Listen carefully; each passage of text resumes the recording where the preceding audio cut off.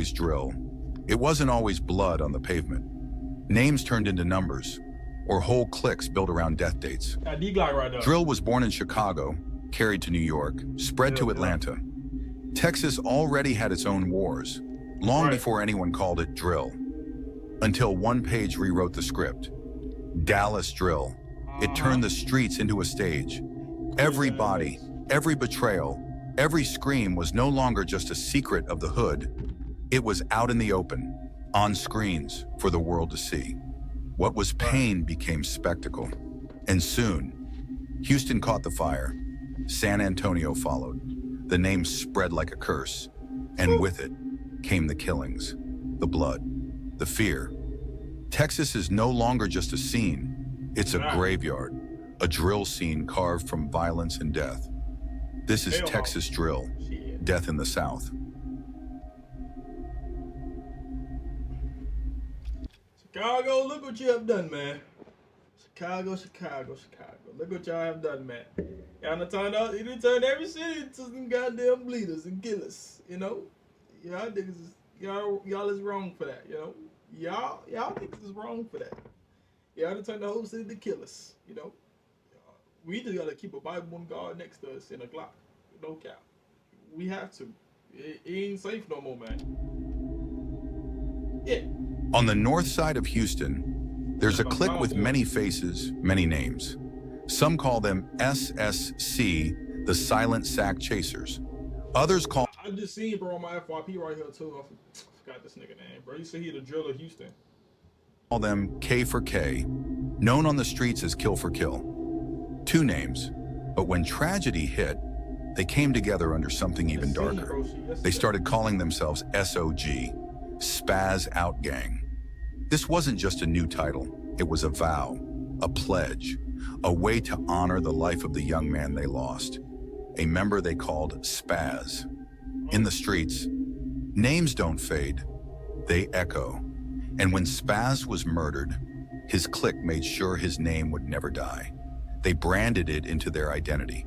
They even gave him a number, 23, the date he was taken from them, July 23rd, 2022. It was the early morning of July 23rd, 2022. The streets of Spring, Texas were quiet until violence ripped the silence apart. Around 4:45 a.m., deputies with Harris County Precinct 4 got the call, a shooting in the Breckenridge West subdivision. When officers arrived, what they saw was something straight out of a nightmare. A silver Honda sat abandoned in the middle of Stanley Canyon Drive, its doors still open, its windows shattered by gunfire. And lying in the roadway was Spaz, just 18 years old, his body unresponsive, his life already gone before help could arrive. Two of his friends stood there frozen in shock. They had watched the whole thing unfold. They had pulled up with Spaz that night, and now they were standing over his body. But the nightmare wasn't over. A second 911 call came in just minutes later. Another victim, shot during the chaos, was stumbling through the neighborhood, knocking on a stranger's door, begging for help. That man survived, but Spaz never got that chance. Investigators pieced the scene together. According to the witnesses, Spaz and his crew had driven into that subdivision for one reason: to fight a teenager named Jamarian. The two sides... Niggas can't even scuffle no more. Niggas can't even scuffle without putting the blitz no more. Let's start there. We can't even pull up. We can't even do one-on-ones no more. We can't, you know, we can't, you know what I'm saying? You know, we can't even do that no more. Nigga, you hit nigga with one punch. Hold on, y'all give me a second. Y'all give me 1 second. You know what I'm saying? Hold on. You know, you get the shoulder, you're gonna get the pull up. Met in the street, right, fists flying under the dim glow of streetlights. The fight eventually broke apart, but instead of walking away, Jamarian pulled out a pistol. He raised it toward the silver Honda and unleashed a storm of bullets. Glass exploded, metal tore apart. Both Spaz and another passenger were struck. And just like that, an 18-year-old's life was erased in the middle of a neighborhood street. After the gunfire, Jamarian ran, disappearing into the dark, leaving Spaz dead in the road and his friends standing in silence. Not long after the shooting, investigators named their suspect, 18-year-old Jamarian Williams. Witnesses told deputies he was the one who pulled the gun, the one who fired into the Honda that night. He was arrested and charged with murder. 2 years later, on October 3rd, 2024, Jamarian stood in a Harris County courtroom. He didn't fight the case, he pled guilty. The judge sentenced him to 20 years in prison. So he the one who did it.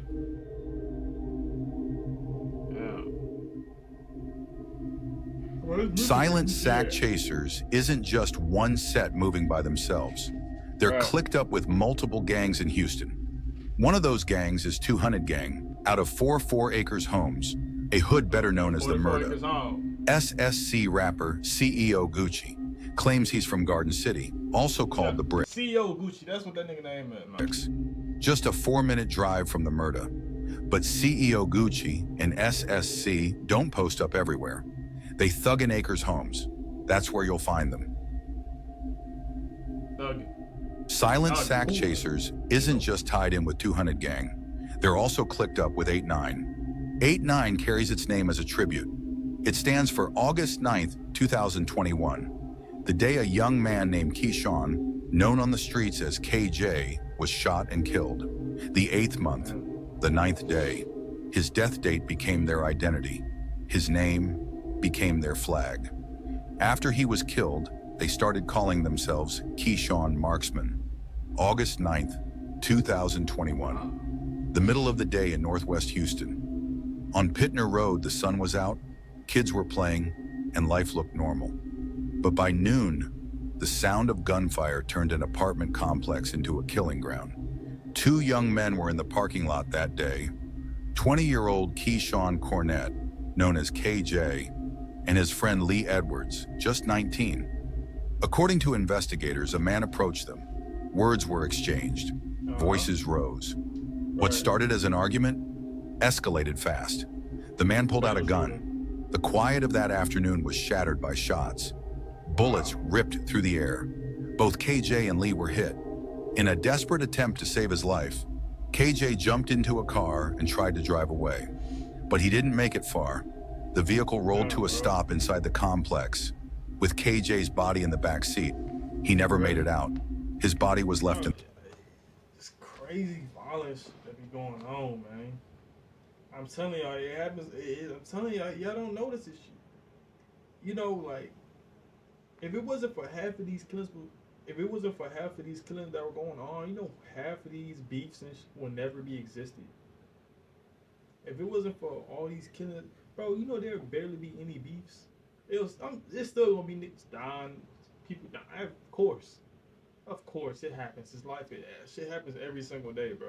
You're bound to find some news every single day about somebody, you know. But bro, the beefs wouldn't be as lethal as it was today. Besides the clout chasing rappers, and you know, it wouldn't be that bad though. You know, it wouldn't be that bad as it is today, man. In the car, lifeless, the engine still running. Lee was rushed to Ben Taub Hospital, fighting for his life with multiple gunshot wounds. Hours later, he was gone too. Witnesses described the shooter only as a black male. He fled the scene in a small black SUV. No name, no arrest, no justice. The case remains unsolved. But a year before KJ was killed, 8-9 had already felt the pain of losing one of their own.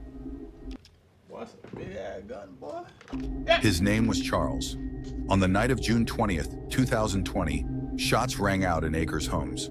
Police said a black sedan pulled up near Wheatley Street and Glen Avenue. They claimed someone inside opened fire on a group standing outside. Charles was hit in the chest. He was rushed to the hospital, and at first, officials said he was expected to survive, but he didn't. And for the people who knew him, the story the news told wasn't the truth. They didn't believe it was a drive-by. They said it was... Boy, God damn, Acres Home get it popping, boy. My homeboy from there. God damn, boy. I see why you moved out of Acres Home. Personal. According to those close to Charles, it wasn't strangers in a car who pulled the trigger. It was someone he trusted, a friend, A friend who, they said, was jealous. A friend who pulled the trigger and then called it an accident. Whether it was jealousy, hate, or betrayal, the end result was the same. 8-9 buried another young life. After Charles' death, they began repping 620, the date he was killed. And when KJ was murdered a year later, 8-9 tied both names together. Carrying 620 for Charles and 8-9 for KJ, 2 young lives, 2 death dates, 2 names that became the foundation of their identity. Man, I never got a demon in his eyes, boy. Nigga, look at him wrong, he gonna shoot that ass. Stop playing. Seriously. BNG, Breaking News Gang. A set out of Garden City clicked with PMO, Power Moves Only. Yeah, I know him. For a while, they ran with 8-9. But in the streets, alliances don't always mean loyalty. Sometimes, they're just setups waiting to happen. July 2021. BNG rapper Daro Baby brought 8-9 member Trey out to a video shoot for his single Mash to Gash. The video dropped on YouTube that same month. Wait, hold on. I'm not trying to... But did he get unalive or am I wrong? I'm pretty sure he got unalive, bro. Like, I heard it on the news like a while back, bro. Or maybe I'm wrong, bro. I think I'm wrong. Video shoot for his single Mash to Gash. The video dropped on YouTube that same month. And there's Trey, blue hoodie, clutching an AR pistol, posted up like family. But behind the scenes, Daro Baby already had a different plan. He wasn't just shooting a video, he was staging a back door. When the cameras stopped rolling, Trey slipped into another room with a female. That's when Daro Baby made his move. He grabbed Trey's ARP and walked out. That off-camera moment lit the fuse. One act of betrayal turned old friends into enemies. From that night on, the lines were clear. BNG and PMO against 8-9 and their allies. Trey wasn't about to let it slide. Later that year, he caught Daro Baby's father and opened fire. Bullets tore through him. Daro Baby's father survived the bullets, but Trey had already proven long before then that he was willing to kill. Back in 2019, 3 years earlier, he claimed his first life, and it happened right outside a teenager's home in a quiet Houston neighborhood. October 26, 2019. In the Barker Cypress area of Houston, 19-year-old Andreas Patterson walked outside his home for what was supposed to be a meeting. But what came next wasn't just betrayal, it was an ambush, according to his mother. Some people came to the house and attempted to rob him, and he ran into the garage and they shot him multiple times in his back. It was 8-9 member Trey who pulled the trigger. The murder was caught on surveillance video. The moment he ran into the garage, the shots followed. Bullets tore through his back, dropping him where he stood. Andreas collapsed inside his own home, just feet away from safety, while his family inside was powerless to stop it. Days later, Trey was arrested for the killing. But despite the murder charge, despite the video evidence, he was released on a $50,000 bond. An ankle monitor strapped to his leg was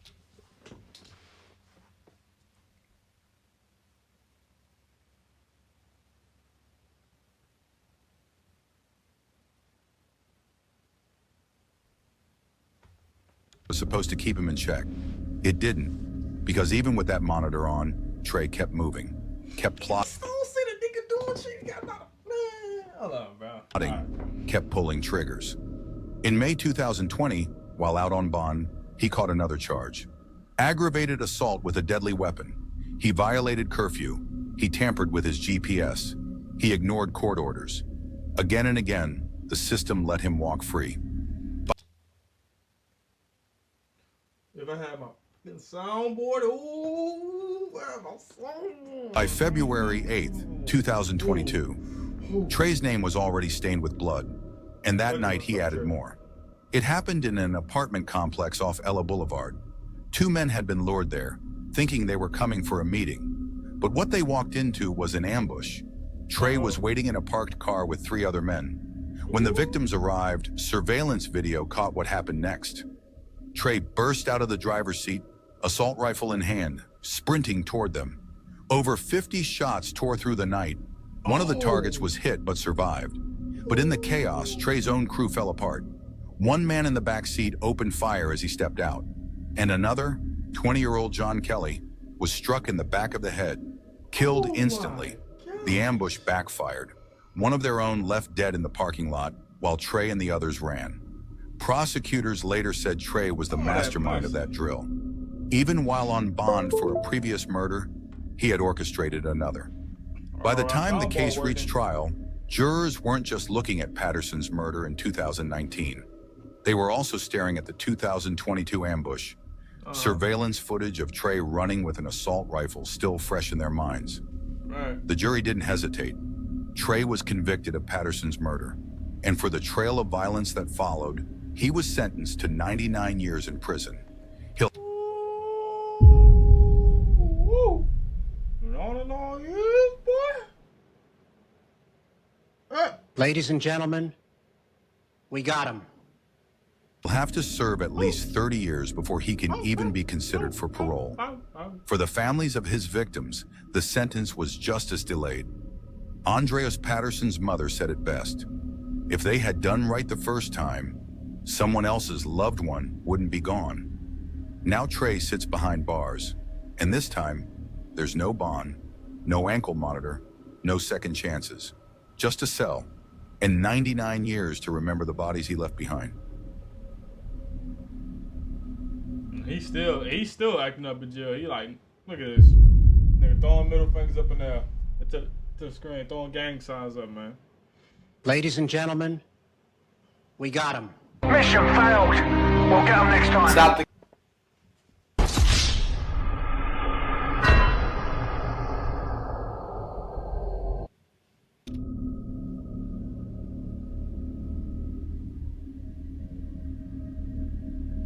That's his home now, basically, so I mean... 2023.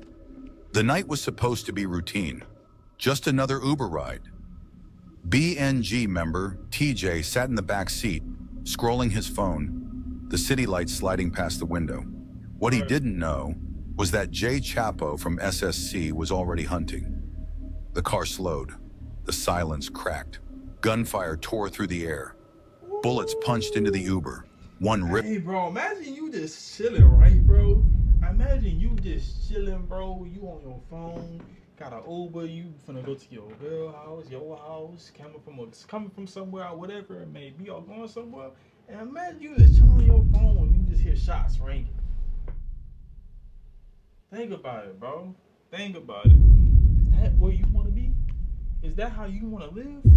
Is that how you want to move around? Is that how you want life to be for you? When you in the streets, cut it out, nigga. Cut it out. You still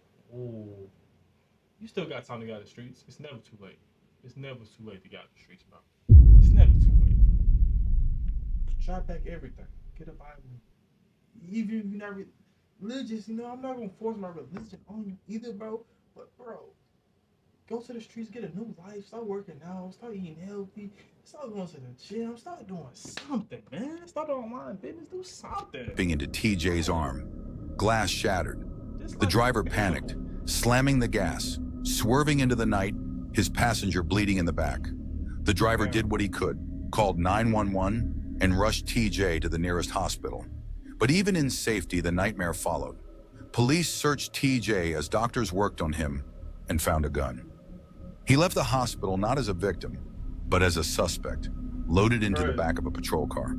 For Jay Chapo, pulling the trigger was only half the mission. The other half was making sure the world never forgot it. On secret animosity, he rapped, "Caught his ass in traffic.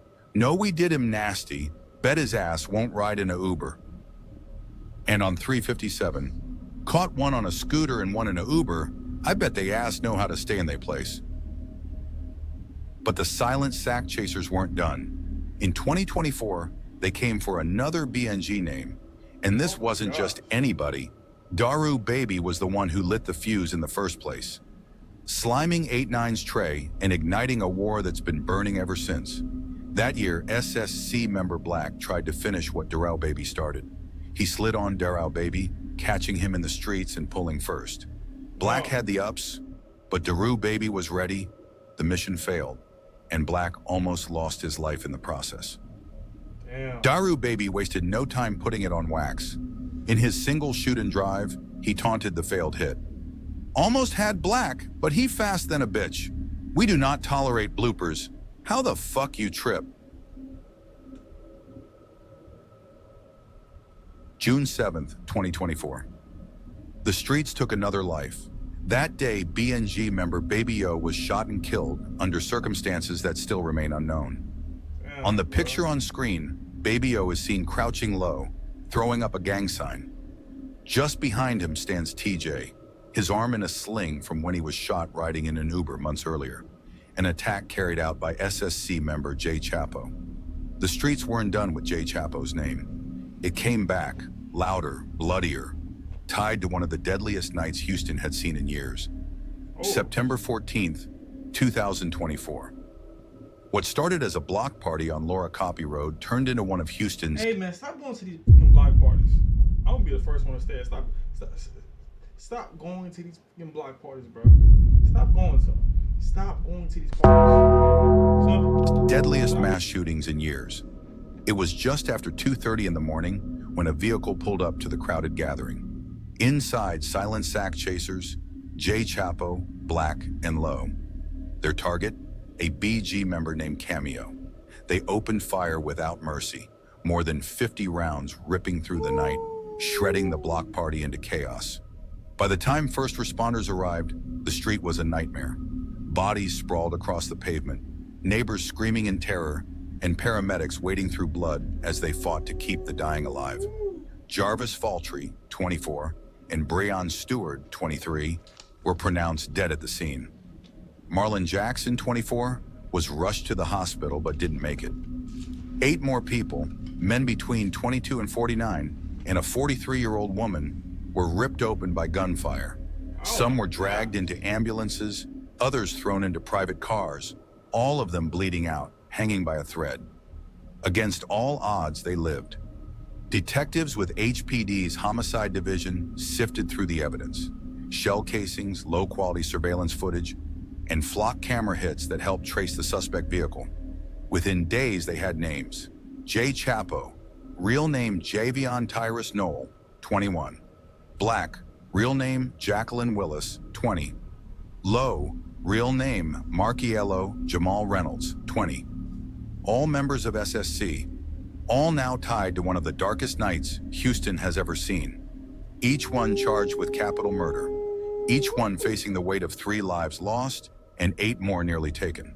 But when the warrants— Cute dog, man. Hold on. one facing the weight of 3 lives lost and 8 more nearly taken.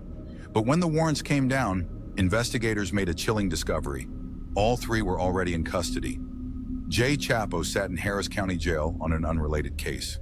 Black and Low were locked up in Los Angeles, also on separate charges. According to HPD, the trio wasn't just terrorizing Houston. They were leaving trails of violence across the country. As one investigator put it, these individuals were wreaking havoc everywhere they went. And now, they're finally off the streets. A month after the Laura Copy massacre, Houston's streets were still bleeding, and the cycle of death wasn't slowing down. October 29th, 2024. Just before noon, outside a Family Dollar on Bingle Road, BNG member Bankroll, only 19 years old, stood in the parking lot near his car.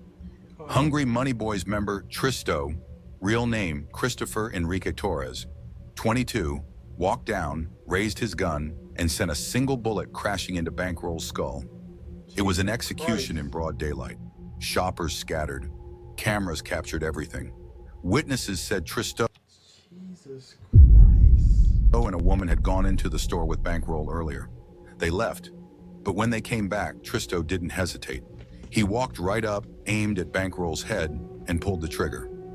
Bankroll crumpled onto the pavement as chaos erupted, screams cutting through the parking lot. Paramedics fought to keep him alive, but the damage was irreversible. Not long after, the 19-year-old was gone. The killer didn't get far. With witnesses providing descriptions and a license plate number, Houston police were able to track the suspect vehicle within minutes. Inside, they found Tristo, the unidentified woman, and the firearm still in the car. He was arrested on the spot, barely 30 minutes after the shooting. At first, prosecutors charged him with aggravated assault with a deadly weapon. But when Bankroll's death was confirmed, the charge was upgraded to murder. 3 months after Bankroll was executed outside a Family Dollar, BNG suffered its deadliest strike, the face of their set, the voice of their side, Daru Baby. Yeah, okay. On so the he night did of get February involved. 18, 2025, just 3 days So he did. Okay, so he did. Okay, I know. I remember seeing something like that on the internet, bro. I don't remember. That. after That was walking crazy. out of jail, he walked straight into the shadows of death. A Circle K gas station on West Tidwell Road became his final stage. Daru Baby, real name Darren Liggins, 22, pulled in with his girlfriend and a 5-year-old girl in the back seat. It should have been ordinary, a routine stop, a quick trip inside for change. But the night had other plans. A black car crept into the lot. The passenger door cracked open. Silence shattered. Gunfire erupted, violent and unrelenting. The shots were surgical, aimed at one target, Daru Baby. He fell just feet from the car where his girlfriend and the child sat paralyzed, trapped in terror. The vehicle was shredded with bullets. By sheer luck, neither the woman nor the little girl was struck. But Daru Baby wasn't spared. Blood pooled beneath him, soaking into the concrete. When first responders arrived, there was nothing left to save. Only a body, abandoned to the night. The streets felt the weight immediately, and the internet carried it further. A video emerged, Daru Baby sprawled lifeless. Officers surrounding him, red and blue lights flickering over tragedy. For BNG, this wasn't just a loss. It was a public execution. Their leader, their voice, murdered with the city as witness, while his family watched in helpless horror. Months later, investigators revealed the names behind the ambush. Pries Pierre Addison, 20, an associate of the 200 clique, already locked in Harris County Jail on unrelated charges. When his connection to Daru Baby's murder was made public, 200 rapper 13 Shawty World posted a photo with him, a silent oath written in blood. Connor Robinson, 18, Addison's accomplice, a participant in a We got these niggas going on. These niggas are dangerous. They are evolving. series of cold, calculated robberies earlier that They been evolved, actually. I'm tripping. Nigga, these niggas been evolved, nigga. This is the 1900s. Nigga, what are we talking month. about? Spill a drink, distract the clerk, pull the gun. Robinson admitted one of the robberies himself, pointing at Addison as the ringleader. Together, they orchestrated a murder in broad daylight, in a city that had already seen too much.